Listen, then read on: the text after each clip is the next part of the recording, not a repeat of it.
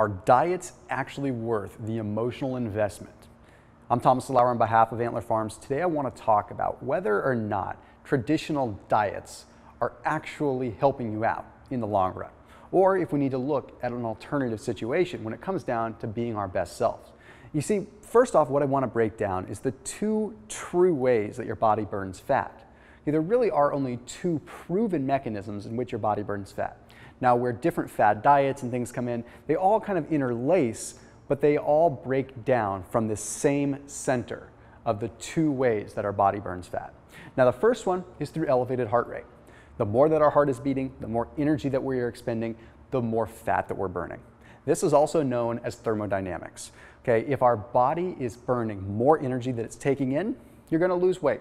Whether it's fat loss or muscle loss, you're still going to lose weight. Now, obviously, we can start to factor in all kinds of other things. But when we're looking at overall how to instill the biggest response upon your body, getting the heart rate up and taking in less calories than you're burning is going to be the best way. The fact is, there are a lot of different fads out there. Okay, all kinds of crazy celebrity-style diets that really, ultimately, the goal is just to reduce your calories. So we have to look through the window and see the forest through the trees when it comes down to truly knowing what's best for us.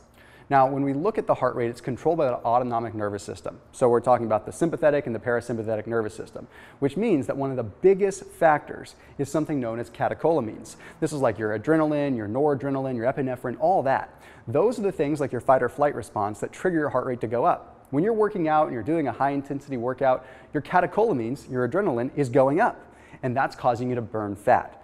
You see where it all comes in? It all comes back down to the heart rate and to simple thermodynamics. Now we have to also talk about another one known as thermogenesis. Thermogenesis is where your body creates heat. And honestly, if you think of it like an analogy, like throwing a piece of wood on a fire, you need energy to create heat. So your body uses calories to create its own body heat. So whenever you cause your body to increase its body heat, like through working out or through digestion of food, you are asking it to burn calories. So yeah, eating certain kinds of food can elicit a thermogenic effect. But really, these are the two ways that your body burns fat, through elevation of heart rate and thermodynamics and good old-fashioned thermogenesis. Now, there is another factor that comes into play that acts as sort of a pivot point for a lot of this, and that is insulin. You see, ultimately, our big goal overall is to reduce insulin. If we can reduce insulin, we can therefore reduce the impact of the food that we eat. Now, again, calories in, calories out still matters, but insulin is a big situation. Every time we eat, we trigger insulin, and insulin turns off fat burning. So whenever we consume anything, even the smallest amount of food, we trigger an insulin response. And what ends up happening here is if we're eating throughout the entirety of the day because we're snacking, we're trying to follow a healthy plan, what we're ultimately doing is causing insulin to constantly be elevated. So a lot of times when people tell us to eat small little meals throughout the day, it's not because it's ultimately going to help you burn fat. Their goal by saying that is hoping that you're going to remain full throughout the day so you make better choices. Now, where do supplements come into play here?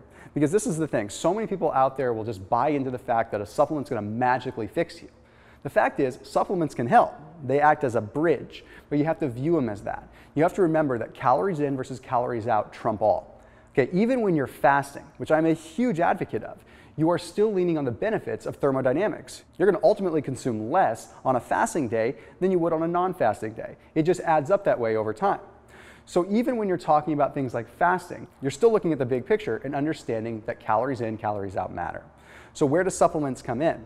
Well, for example, a little bit of protein can actually preserve some muscle while you're reducing calories. So if you're consciously trying to reduce calories, not through any kind of fad diet, but just through healthy eating, a little bit of supplementation can give you that bridge. It can help you get through those barriers a little bit easier. And it can make it so that your body thrives and maintains the muscle a little bit easier. And also simple things like fat burners. They may not directly, literally burn fat, but what they do is help encourage the mobilization of fat so that your calorie deficit can do its job better.